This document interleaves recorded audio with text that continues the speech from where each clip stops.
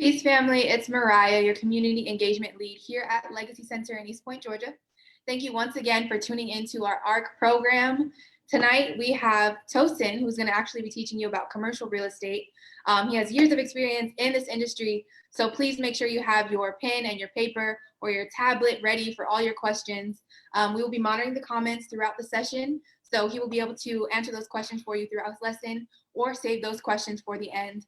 And we ask that if you're in this live by yourself, make sure you share with a friend so that you can hold each other accountable. And I'm gonna go ahead and hand it off to Laini Davis, our community manager. Thanks, Mariah. Yes. Peace family, welcome back. We're so excited that you're sticking with us throughout this ARC program. I hope that you're finding that you're in for a treat. We're learning so much alongside with you all. As Mariah mentioned, be sure to engage, drop your questions. We're definitely going to pass them along, make sure that we get the answers to all of those for you.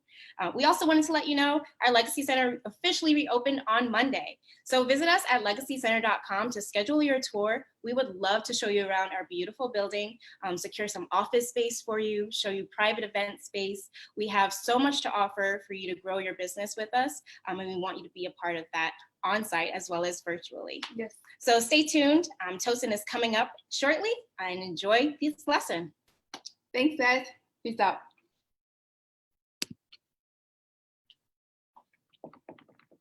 Hello, everyone. How are you doing? My name is Tosin Oduwole, and today we are going to talk about commercial real estate. Before we get into it, just want to kind of double down on why it's important to understand commercial real estate. So we talk a lot about building generational wealth and building wealth in general. Having assets, physical, tangible assets, are one of the key pillars to building a legacy for yourself, for your family, and also being able to just provide a foundation that generations moving forward can stand on that you have built. When you look at some of the famous wealthy families like the Kennedys, the Rockefellers, and the Carnegies, they all come from a strong foundation that's built on assets. And so we're going to go into details about that. We're going to touch on what I feel are the 5 key pillars of commercial real estate, which are number 1, finding a property. Number 1, you have to know where you're going to buy, what city, what state, what county, what neighborhood. You're going to have to know how you're going to get funded for that property. Number 2. Number 3, you're going to have to know, how do you analyze it? How do you know if this commercial property is a property you should buy or that you should pass on? Number 4, we're going to talk about how to manage that property. Very, very important thing is that there are people who have bought property or started businesses and ran them into the ground because they didn't know how to properly manage them. So building wealth is not just about what you can acquire, but how you can manage it and sustain it for the long term. Last but not least, we're going to talk about how you can utilize the assets or the commercial property that you have acquired to leverage to get more and to continue on and further build your empire. All right. So number 1, we're going to talk about, how do you search for a property? So there are a number of ways that you can do that. If you are a beginner, or if you are looking to invest in a city or a locale that you're not familiar with, the first thing you're going to want to do is reach out to a real estate broker or agent that is familiar with commercial property in that city. So you don't just want to get your aunt or your mom or your cousin that's a new real estate agent that doesn't really have any years of experience. You want to get somebody who has the background and the knowledge and knows what a good commercial property looks like and how to search for it. Number 2, one thing that I always do is that before I work with a broker looking for investment property, I want to make sure that they themselves also own investment property. You wouldn't want to take information or knowledge or guidance from somebody who is not experienced in the arena that you're trying to play in. I can use an analogy like this.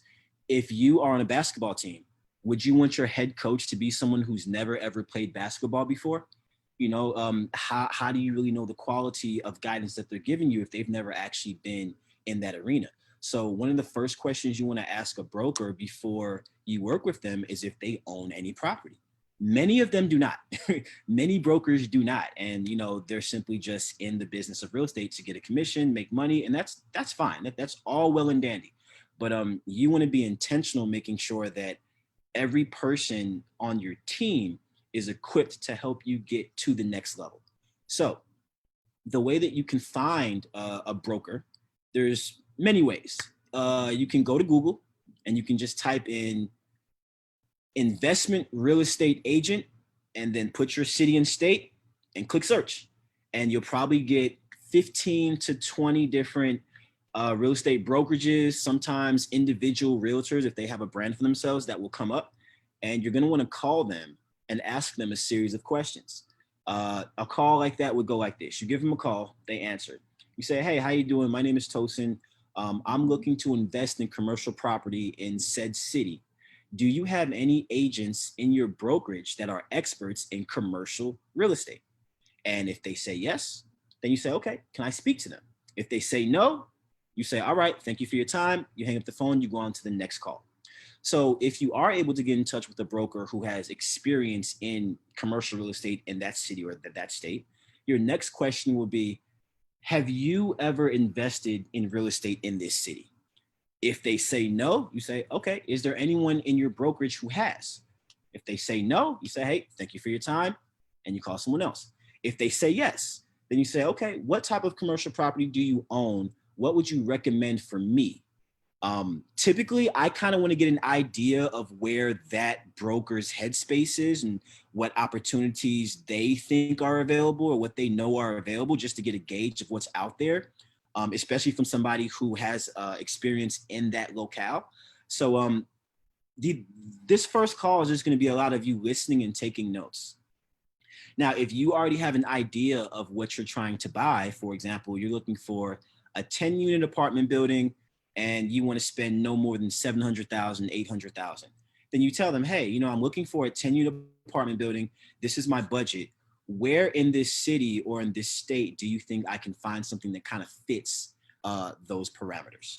And so you're going to listen to them. And depending on what they tell you, then that's when you kind of set up the property showing stage where you actually go out and view properties. And it's a very cumbersome process, but you have to put your eyes on properties. A lot of people will look online at properties and make their assumptions or make their decisions based off of what they see online. What you have to understand is that whatever you're seeing online, you're only seeing one half of the equation. It's like looking at a picture with one eye closed. Yeah, you're seeing a piece of it, but you're not really getting a full perspective of what this asset is until you actually walk the property. You can actually see with your own eyes if there's any deferred maintenance, if the grass isn't cut, if there's loud tenants or dirty tenants. You won't really get to see that unless you're there in person. All right. So number one, I would say is reach out to a broker who has experience in commercial real estate in that area. Another way that you can find a broker like that is you can go on a website that's called loopnet.com. It's spelled LOOPNET.com. This is a website that is dedicated towards commercial property, kind of how Zillow and Trulia are dedicated towards residential property. Yes, you can find good deals on LoopNet. There is one thing that we say in the business is that deals that go to LoopNet go to LoopNet to die. So a lot of times the deals that you find on LoopNet aren't necessarily going to be good deals. They're going to be deals that nobody else has wanted to purchase. But you're not going on that site to find properties. You're going on that site to find a real estate investment broker that can help you find the properties that could be within your scope, right? So LoopNet is a second way that you can find one of those brokers after Google. Another way you can do this is that pretty much every major city or urban locale has meetups. Meetups are basically networking events where real estate investors, real estate brokers, limited partners, managing partners, bankers, they come to meet other people that are in the same business or the same sphere of investing that they are. So you can go on meetup.com and type in real estate networking event in the search box, and you'll literally see a plethora of different events where there's going to be a ton of investors, brokers, lenders, where they convene and they learn and talk and connect with each other about real estate. So that's another place where you can find a broker. Also, there is a site that we use called realestatedealsystem.com. I'll say it again, realestatedealsystem.com. This is a portal where, let's say you're in Atlanta, Georgia, and you're looking for a commercial property or you're looking for a commercial broker, you can type in a city or a zip code. It's going to pull up all the properties that are registered on the tax database, on the property tax database in that city, right? You'll go up to the filter drop down box, and then where it says property characteristics, you'll click commercial property 5 units plus, or you can click storefront, or you can click office space, or you can click whichever box fits the type of property that you're looking for. You now go back to the filter, and there's going to be another drop-down menu that says MLS status. MLS is multiple listing service. It's a portal where all properties that are on the market, where you can see the details of those properties before you go and see them. So when you click that drop-down menu that says MLS status, you're going to click properties that are on market. The reason why you're going to click properties that are on market is because when you click on those properties, you'll see a broker attached to it. So you'll have that broker's email address, their phone number. It gives you all the information on the broker that's representing that listing. So if for whatever reason that property that you decide to click on is not something that is within your scope that you want, you can still reach out to that broker and say, hey, do you have any other listings? Do you have anything off market? Do you have any pocket listings? A pocket listing is a listing that is not publicly online, but there is a listing contract between the owner and the broker. And they call them pocket listings because they keep those listings in their pocket. They kind of keep them secret, and they kind of only want to expose those to investors that they've worked with, several times before. They kind of save the good listings for the investors that they've had the best relationship with, right? So that is one of the ways you can begin finding a property and finding a broker that can help you on that search, right? So number 2 is getting funding. This is probably the most important thing, because if you're going to buy something, you have to know how you're going to pay for it, right? So when it comes to commercial property, typically you can't, well, I'm not going to say typically, you can't use what's called an FHA loan to buy a commercial property. FHA loans, as we all know, those are the low down payment loans where you can put down between 3 and 3.5% to purchase residential property between 1 and 4 units. With commercial property that's considered 5 units and higher, or office space or storefront or retail, you have to go another route. There's a couple ways. There's a couple routes you can go. You can do what's called a conventional loan. A conventional loan is a loan where your private mortgage insurance is included in your payment. It's typically a loan that requires a higher down payment. For commercial property on a conventional loan, you're going to need between 15 to 25% to put down. If you don't have a relationship with that lender, it's probably going to lean more towards the 25% down. But as you do more deals with the lender and they see that you're purchasing properties that are cash flowing and they're appreciating in value and equity, then you can kind of get lower down payment loans because they begin to see that you are making smart decisions and you're buying properties and assets that are building your portfolio in a profitable way. So the way you can find, a conventional lender, the same thing. I say go to Google. If you're starting from scratch and you don't know where to start, go to Google, type conventional lender in your city, click search. Again, you're going to see 15, 20, 30, or even more conventional lenders in that area. You're going to want to give them a call and have that same conversation that you'd had with the brokers. You're going to ask these lenders, do you guys fund commercial property? Do you fund apartment buildings? Do you fund 10 units? If so, how many of those deals do you do a year? If you're dealing with a big box bank like a Chase or a Wells Fargo or a Bank of America, they probably do thousands of those every month.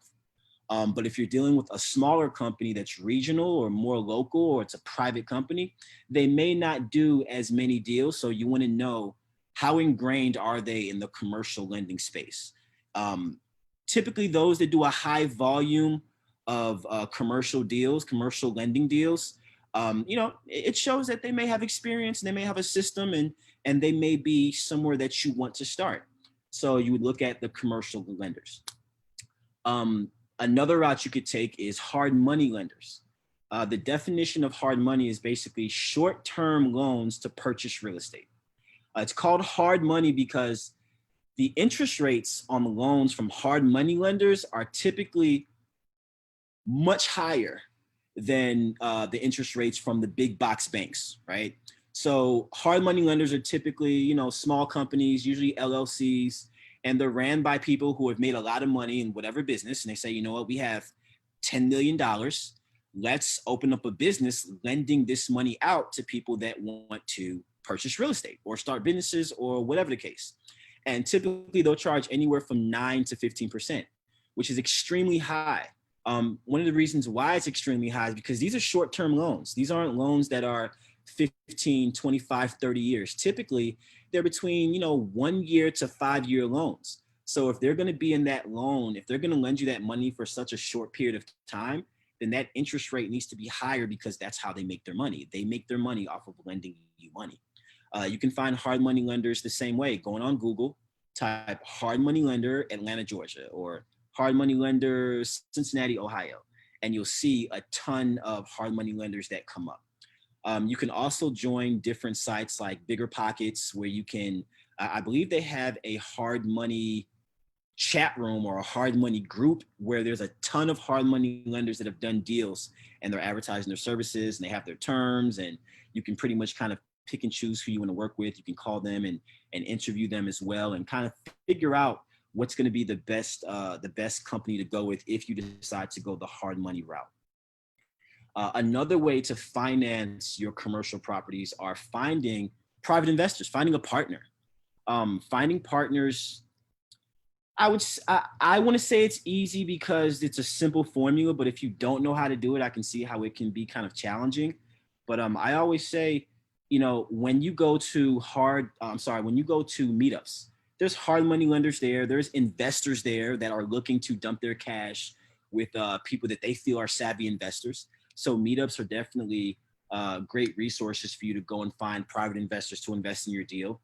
One of the ways that I like to feel is a bit more creative and where you can reach out to more private investors at scale is that if you use the website realestatedealsystem.com, you can search for commercial property, right?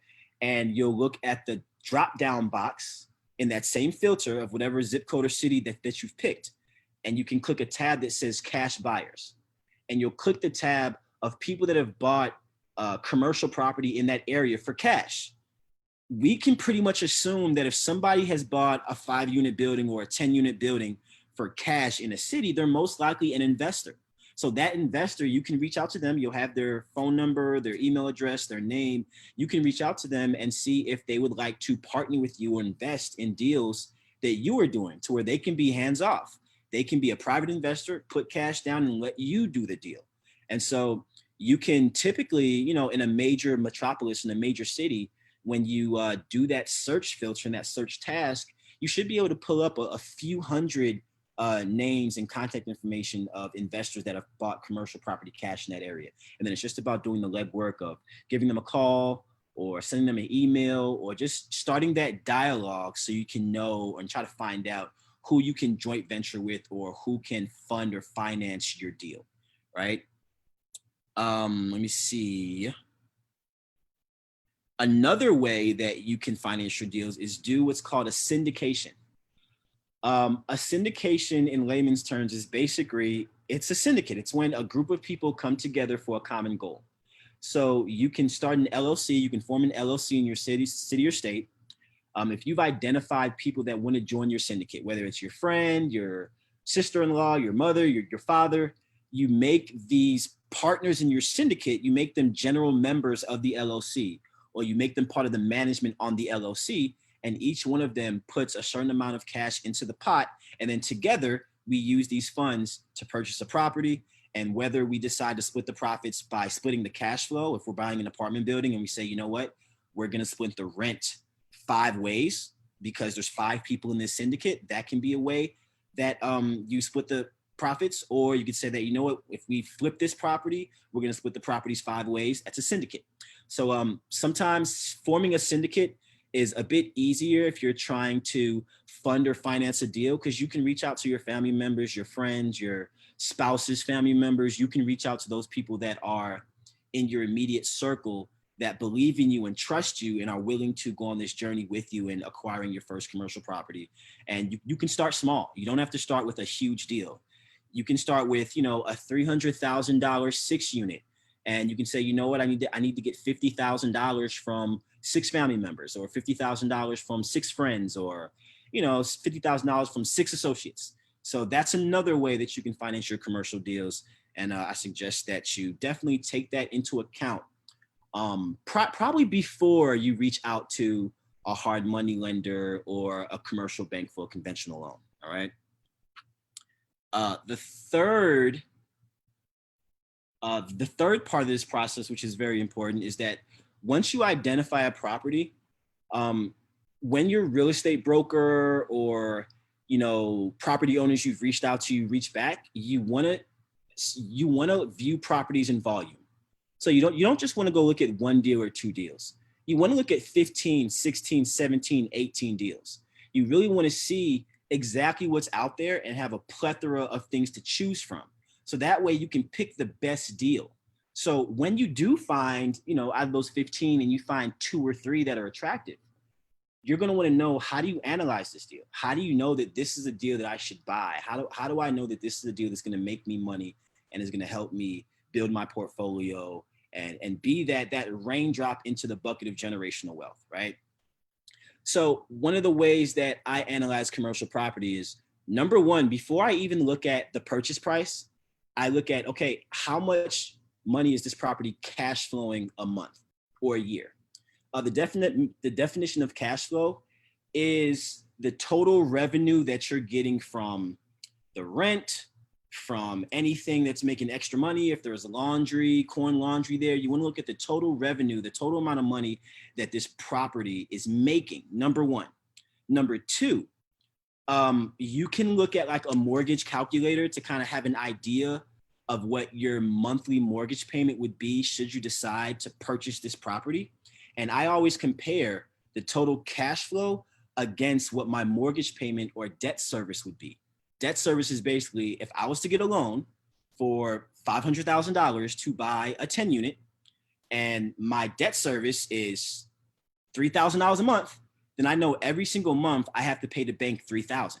So I'm now going to compare that with the cash flow of the building and see, is this building making enough cash flow for me to service my debt, pay my mortgage and expenses and property management and all those things that I need to cover what I need to properly carry this property? And after those expenses, how much money is left? And so if we just use round numbers, let's say you have a 10-unit building that you're looking for, that you found, it's $500,000. Your monthly mortgage payment is going to be $3,000, and you're charging $1,000 a month, or the building is renting $1,000 a month per unit. So my total cash flow of that property is $10,000. So I'm going to minus what my debt service would be, my mortgage payment of $3,000. Now I have $7,000. I'm also going to factor in my insurance, my property management. Property management typically on the high end comes at about 10% of your total gross revenue. So if this building is making $10,000 a month, typically my property management is going to be $1,000 a month. So after I subtract my mortgage payment of $3,000, I'm going to subtract the $1,000 for property management. Now I'm looking at $6,000. You're always going to want to take some of your revenue from that building and put it aside for reserves just in case something happens, just in case a window gets broken, a toilet gets broken, you have to replace a furnace or a water heater, or maybe there's a bad hailstorm and the roof gets damaged. So you're typically going to want to save about 10% of your gross revenue and put that aside for reserves or emergency funds. So we've now subtracted the $3,000 mortgage payment, the $1,000 in property management, and the $1,000 in reserves and emergency funds. So now we're left with $5,000. So typically that $5,000 is our profit. That's what gets to go back in your pocket after you have taken care of everything that you need to service the debt, take care of the property, make sure the tenants are in good hands, insurance, etc. So 5,000 times 12 months, that's 60 grand a year. So this property that is $500,000 that I put 20% down on, so I put $100,000 down on, after all my expenses, it's making me 60 grand a year. So within 2 years, within 18 months, my initial down payment, I've now gotten that back. So that is how I analyze whether a property is worth moving forward with. If I can get my down payment money back within 18 months to 2 years, then that is a deal that I will really be interested in. Now, if it takes you 2 years or 3 years to get your down payment back, that's still a pretty good deal. That's still a pretty good deal. In any situation where you can get your initial investment back within 3 to 5 years is definitely a deal that's worth taking a hard look at. So that's really how you would be the first thing that you analyze a property by, the cash flow. Number two, you're going to look at, the quality of the property, like what condition is it in? Is this a property that when you buy it, you're going to have to do repairs on it? Are you going to have to fix a roof? Are you going to have to paint? Are you going to have to do what's called tuck pointing, which has to do with the brick facade of the building, kind of cleaning it up and making it look new again? Are you going to have to replace interior flooring and like the common areas? Are you going to have to replace washers and dryers, etc.? So these are things that you're going to want to look at when you now identify a property that on paper looks like it's going to work for you, that it's going to cash flow for you. So when you're analyzing, you're going to look at, the current condition of the property. Look to see if there's any deferred maintenance, things that need to be fixed but haven't yet. You're also going to look at the rent roll. You're going to want to look at, okay, how much are the tenants paying every month, whether they're residential tenants or commercial tenants. You're going to ask for the rent receipts of the tenants. The owner of the property must supply you proof that the tenants are actually paying.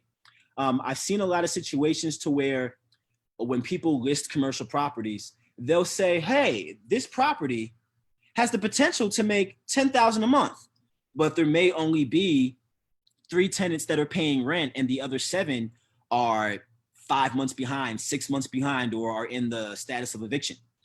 So you're going to want to see proof that the tenants are actually paying rent. And you do that by looking at the rent receipts, or also what's called a rent report, which it's going to show me in detail which tenants are paying rent, how many are paying on time.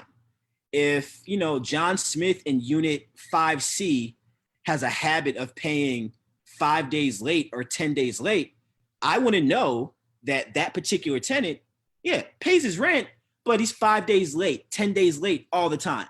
So that way I can better analyze and know, what, if I do purchase this building and I take over the property, I'm not going to renew his lease when that lease is over. I'm not going to renew his lease, and I'm going to find another tenant. I'm going to better screen for another tenant to replace him, somebody that's going to pay on time so that I can have peace of mind knowing that, my property is going to be performing financially the way I need it to perform. So you're going to want to look at deferred maintenance. You're going to want to look at the tenants and the rent roll. You're going to want to look at the property taxes. Now, if you're getting a conventional loan to purchase the property, typically the property taxes are going to be rolled into the mortgage payment, so you're not going to have to pay that separately.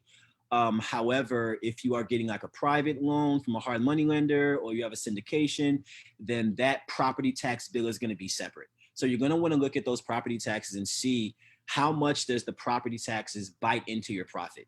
So if you can still cover the property taxes as part of your mortgage, your debt service, your property management, and your reserves, and you can still make a decent amount of money that allows you to recoup your investment, your initial investment, or your down payment within 18 months to 24 months, or within 3 to 5 years, then that's still a property that you want to look at. So these are kind of the baseline things that you're going to want to look at while you're analyzing a property that you have found after you've gotten funding, you've gotten a pre-approval letter from a lender, you have your broker that's out there working hard for you, trying to find you the good deals to make you rich. Those are some of the things that you use to analyze a property. All right.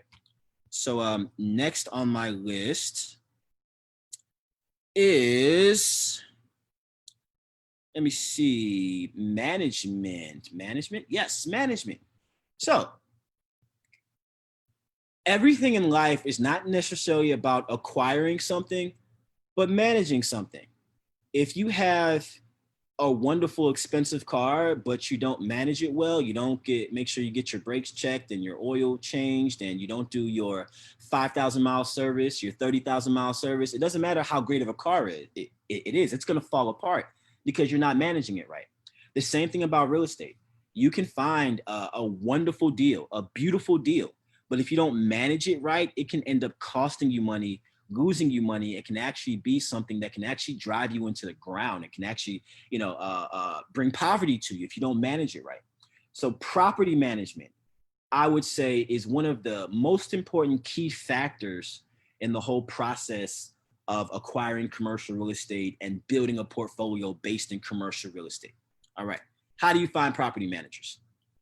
The same way you find your lenders and your commercial brokers, and the same way you type property management, insert the city, click a Google search.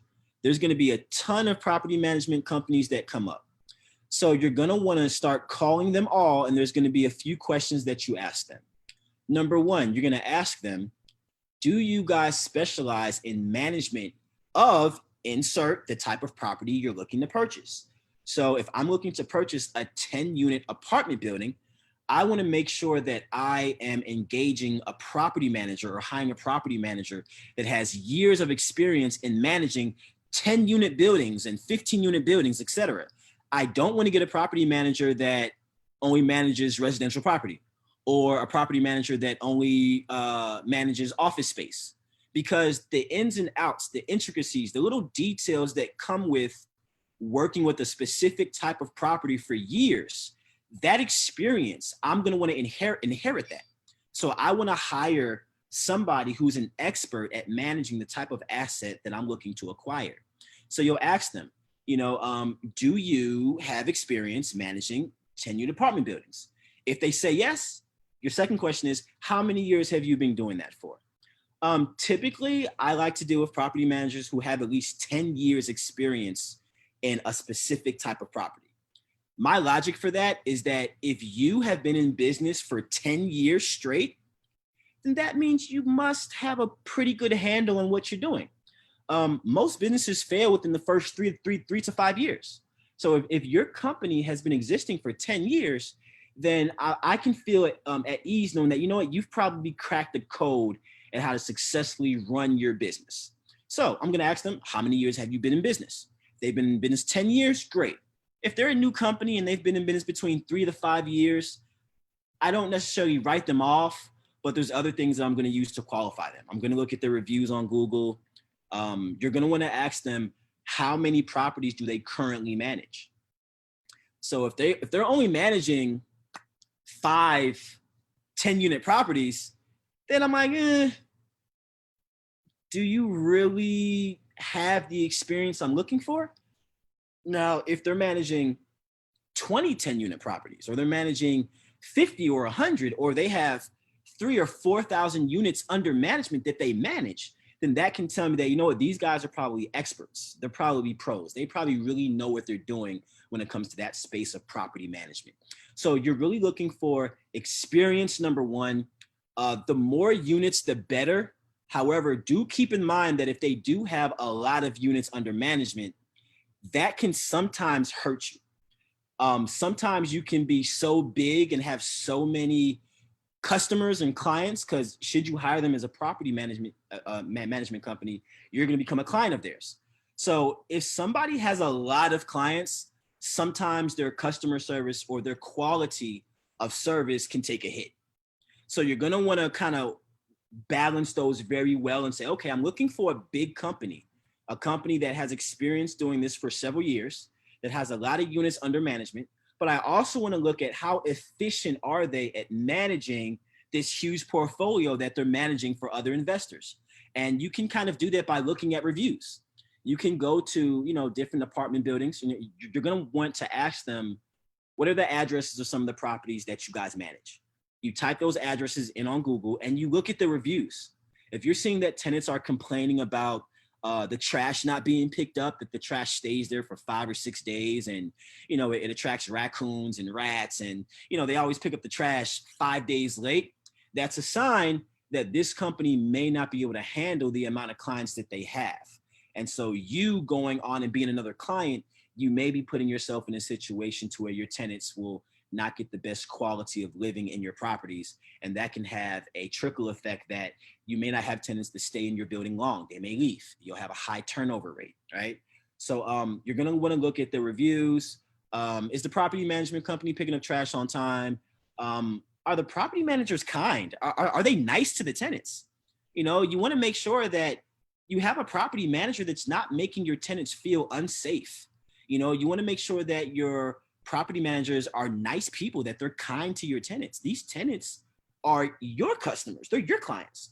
They're the ones that when they pay their rent, they're making you rich. So if you're making me rich, I want to make sure that you love living in my properties, that you love living in my environment. So I don't want my property manager, you know, banging on the door at 1 a.m. in the morning for the rent because a tenant is 3 days late or 4 days late. You know, I still want my tenants to be treated as human beings. And I still want my property management to be kind, but firm. I want them to be kind, not saying that they're going to allow tenants to not pay their rent and they won't say anything and they won't do anything, but to make sure that they're kind of acting on their duties in a very kind, professional, and humane way, right? So you can kind of find out the quality and the reputation of a property manager just by looking at the reviews of the properties that they're managing, all right?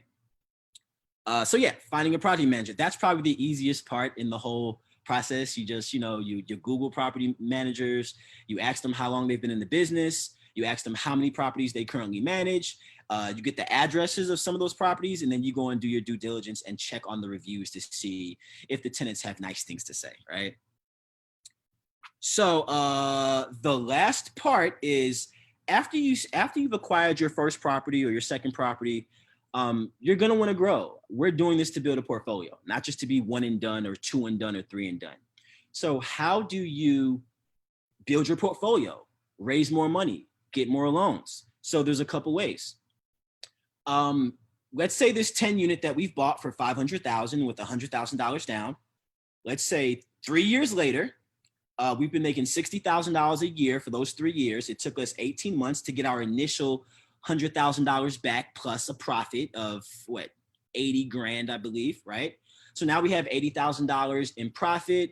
And in those 2 years, 3 years, let's say the value of that property has gone up in value. It went up 30% in value. So it's not worth 500,000 anymore. Now it's worth 590,000.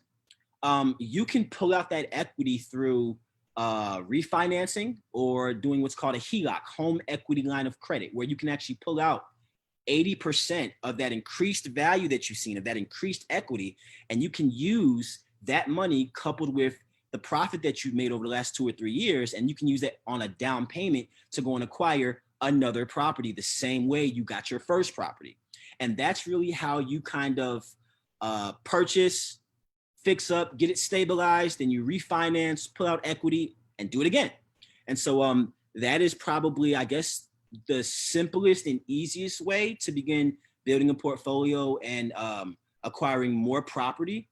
But you really aren't able to do that unless you start building that foundation properly, making sure that you're finding properties that are in neighborhoods or in areas that are most likely to appreciate in value, or you are purchasing properties that have equity in them already, meaning you're buying them below market value, or you're purchasing properties that are cash flowing. Even if you're purchasing something at market value, they're selling it for 500,000 and it's worth 500,000. If there's significant cash flow there, then that cash flow, that profit, your profit that you're able to take from that, you can use that to put on a down payment to acquire another property. And that's really the game. That's really how, it's not really rocket science. It's about just making sure that each one of those steps you execute flawlessly, or you execute them pretty damn good. And that's how you build your portfolio, build your generational wealth. You have assets that you can pass down to your family. You're allowed to live a great life. You're allowed to, you know, buy all the things that you can have fun with, vacations, all of that stuff. You want to use that from cash flow and profits that are coming from assets you own, not from money that you actually have to work for and trade your time for. You want your assets to fund your lifestyle. So we're going to go to questions now. We have a question here that says, how do I get financing to purchase and renovate? Great. So there's two ways. I know we're talking about commercial real estate now, but there is a loan that's called a 203K loan. That 203K loan is actually reserved for residential properties between 1 and 4 units. So a 203K loan, the lender will give you the money to purchase the property and the money to also rehab and renovate the property. The way you get approved for a 203K loan, it is an FHA mortgage. So you just have to have your 2 years of tax returns, typically a credit score of at least like a 620. I know FHA does go down to 580. To be honest, I'm not sure if you'll be able to get a really good 203K loan if you have a 580 credit score, but that's something that you can ask your lender about. You'll just want to make sure that you have your 3 or 3.5% down payment, depending on what the lender's guidelines are under their 203K FHA loan. If you aren't going with a 203K loan to purchase a residential property and you're going commercial, you're going conventional, then conventional banks, conventional lenders, private lenders, hard money lenders, they also will fund you the purchase price of the property to purchase the property and the money to renovate the property if it still fits within the guidelines to where it can be profitable, to where it can still cash flow after you've purchased and renovated. Typically, a lender is going to want to finance a deal that has what's called a 10 cap or a cap rate of 10%. Cap rate means capitalization rate. It basically means that this is the percentage of profit or return that we will make every year after we've dumped all the money into the deal. So just for an easy round number, if we're purchasing a property for $100,000 and it's at a 10% cap rate, that means that that property, after all expenses, is going to be making $10,000 a year. So typically, lenders want to finance deals that are at least at a 10% capitalization rate. In certain markets, some lenders are willing to go down on that a little bit. In the Northeast, you may be able to find lenders that will do a 7 cap or an 8 cap, just because properties in the Northeast are a bit higher and a bit more expensive. Same goes for California as well. But typically, a 10% cap rate deal is something that a lender is going to love to entertain and say, you know what, let us hear more. Let us look at the numbers. Let us see what your plans are for this property. Somebody says, suppose you already have a home mortgage. How will that affect your loan options? So if you already have a mortgage on your primary home, the lender's going to look at your DTI, which is called your debt to income ratio. So they're going to look at your current income and your current debts and say, okay, can you afford to take on more debt? Can you afford to take on another mortgage while you still have the expense of the current mortgage of your home, which is not a cash flowing asset? It's an asset that you're living in. So they're going to look at that ratio and say, okay, can you afford the extra debt? And if you can, then yeah, there's not a problem getting funded. If you are purchasing cash flowing real estate, so we are going to purchase a 10-unit apartment building, but we already have our single family home that we live in with our wife and kids, and that mortgage is $2,000 a month for that primary home, then they're going to deduct, okay, they're going to look at, okay, this 10 unit that Tosin wants to buy is bringing in $10,000 a month. His mortgage payment is going to be $3,000 a month. His property management is going to be $1,000 a month. His reserves is going to be $1,000 a month. So he's cash flowing $5,000 a month.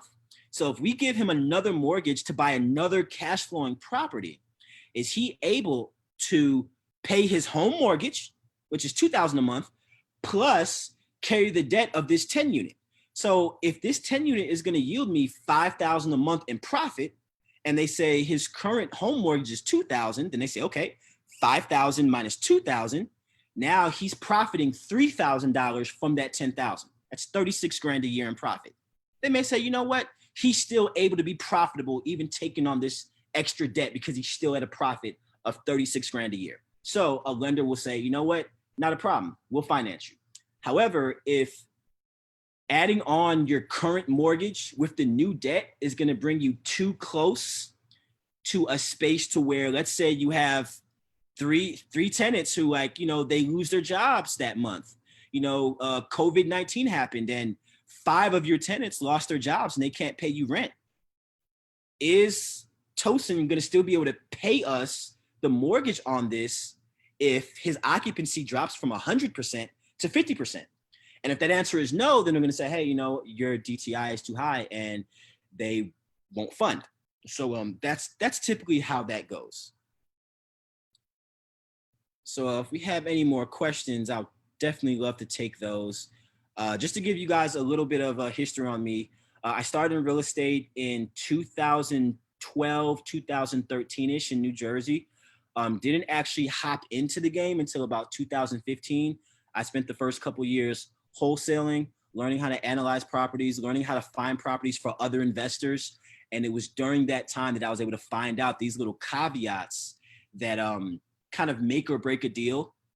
Finding out these little caveats on how to find cash buyers, how to find investors, how to find funders, building relationships with like the city zoning department, so I can get my hands on city-owned property that can many times be purchased way below under market value. So these are some of the things that I kind of spent a couple years doing in the beginning before I actually decided to jump out there and start building a portfolio for myself.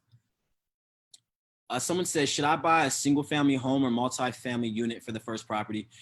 For all of you guys that know me, I stand on that your first property should always be a multi-family property. The reason being is that you want to buy assets that can fund your lifestyle and fund your growth. So if my first property is a multi-family property and the units from that property is covering my mortgage, my property management, my insurance, my property taxes, and there's still a profit there, I have an asset that's cash flowing, that's appreciating in value, and it's also kicking out money to me every month.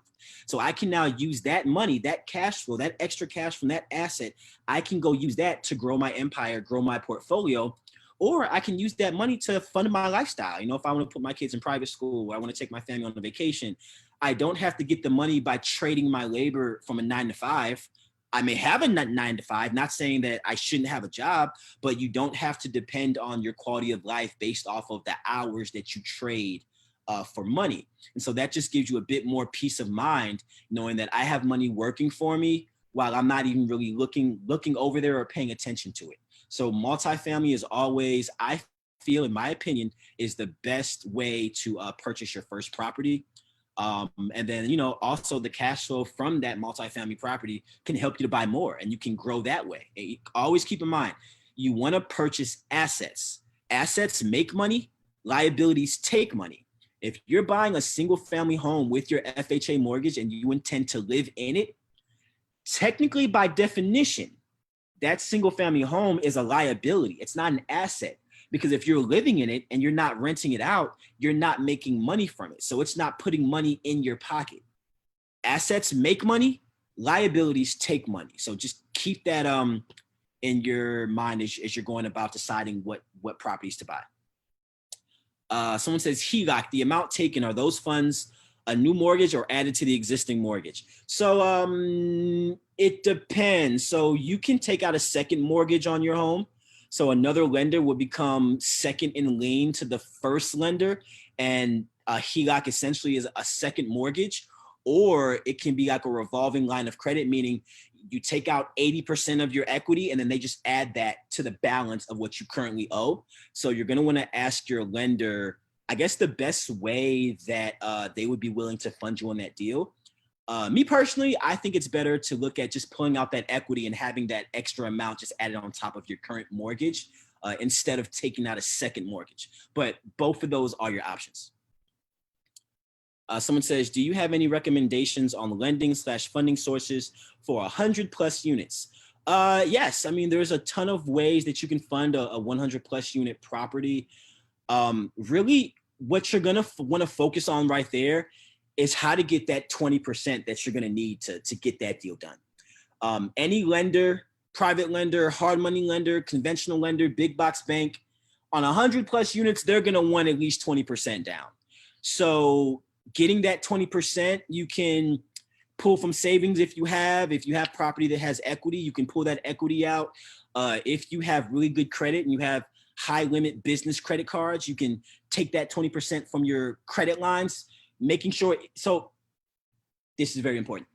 If you're gonna pull your down payment from high limit credit cards, whatever your interest rate is on those credit cards, or if you're borrowing money as a down payment to get more debt to purchase another property, whatever you're borrowing your money at, whatever interest rate that is, you're gonna wanna make sure that interest rate is lower than the annual return on the property that you're buying. So typically credit cards have high interest rates. They have high APRs unless you have great credit and you have, low APR interest rates, or some credit cards, they have 0% interest for the first year. So let's say your interest rate on your credit card is 15% and you have 3 credit cards where you have a $50,000 limit on each one of those credit cards. So you have $150,000 you have access to, but the interest rate on each one of those cards is 15%. You're gonna wanna make sure that the property you're purchasing, that annual return is higher than 15%. So I'm gonna wanna, if I'm gonna use money that I have to pay 15% a year on, I wanna make sure the property I'm buying is at least 20%. It has a 20% annual return or a 25% annual return. So that way, when I'm paying back the debt that I borrowed, I minus 25 from 15 and I have a 10% return on investment. That 10% is my profit. Or if it's a 20% annual return, after I pay my 15% on the money that I'm borrowing, I've made 5%. So don't be turned off if you have credit cards that have high interest rates. Just make sure that whatever properties you're buying, the annual return is higher than the interest rate on the credit cards that you're taking from, right? So that's really how you want to analyze it. If you look at it that way, you're not really scared about taking expensive money or borrowing money at an expensive rate. But now you just know that you have to be very diligent in making sure that the properties you are looking to acquire have a higher annual return, so that way you don't end up in hot water or getting a property foreclosed on or repossessed. Someone says, I have a single family and I'm thinking about starting an investment LLC and deeding the single family over to the LLC. Is this a good idea? I guess my first question to ask, is that single family property, is that paid in full? Is that free and clear? Is it a free and clear property? Meaning, is there no debt on that property? If there is no debt on that property, then sure, I don't see anything wrong with deeding it over to the LLC. If you want to rent it out and get income from it, that's a great idea. It definitely takes some liability off of you by having a property in an LLC. However, if it is free and clear and you don't decide to deed it over into an LLC, there are still ways that you can be protected by having that property in your name, having a homeowner's insurance policy, having insurance. So if somebody does slip and fall and they want to sue you, your insurance can cover it, so it really just depends which way you want to go. If you are going into full investor mode, then yeah, I would say deed it over to the LLC if it is free and clear. If it's not free and clear, that's really a question you want to have with your lender. Some lenders won't let you deed over a property into an LLC if you still have an active mortgage on that property in your name. Not all lenders are like that. Some lenders are. A lot of the big box banks are. A private lender may do it. A hard money lender may do it, but that's something that's really is really kind of based on the policy of the lender that you're dealing with. So that's a question that you're going to have to ask your lender, because all lenders have different services. They have different ways that they sell you money. And so you're going to want to find a lender who has the best terms that are viable for what you're trying to accomplish. Someone says, I have a home, but I want to get a multifamily. Do I have to live in one? Yes, only if you're getting an FHA loan to purchase the multifamily. If you're getting an FHA loan to purchase a multifamily, that's an owner-occupied loan. Means that one of the units you have to live in. Now, if you don't intend to live into the property, you can still get a conventional loan to purchase a multifamily property, and then you can rent out all the units and you don't have to live in that property. So that's my answer to that one. If we have any more questions, I'll gladly take your questions. And yeah, I think we've pretty much kind of gone over that. I just want to finish off by saying that, hey, I appreciate all of you that have tuned into this live. I want to commend all of you for taking the time to educate yourself and learn what you need to learn to be able to build a portfolio, build wealth for yourself and your family. It's something that takes a lot of intention.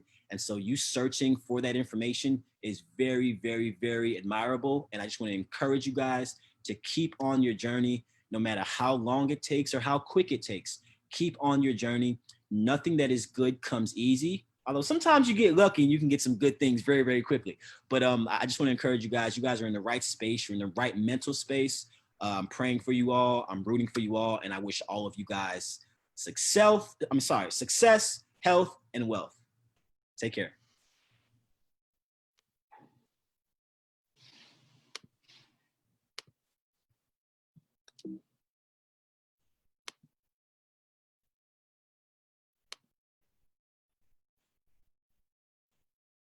That was such a great course. Yes. Yes, right? I got so much good information. We hope that you all enjoyed the course. We hope that we got to all of your burning questions regarding the topic. Stay tuned for more information about your instructor. You can definitely reach out to them. That information will go to you via email regarding their bio and ways to get in touch with them so they can answer more of your questions if you have it. And included in that email, we will also provide you with more perks and discounts and offerings on membership here, as well as some other offerings you want to stay tuned for. So make sure you're on the lookout for your email. But thank you so much for tuning in, and we hope to see you in the next class.